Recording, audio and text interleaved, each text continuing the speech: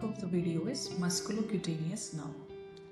We'll see origin, root value, course, branches, functions and applied anatomy.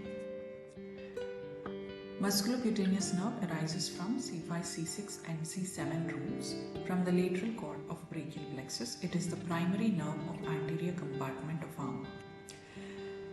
Its course is it arises in the axilla, pierces coracobrachialis muscle and descends between biceps brachii and brachialis.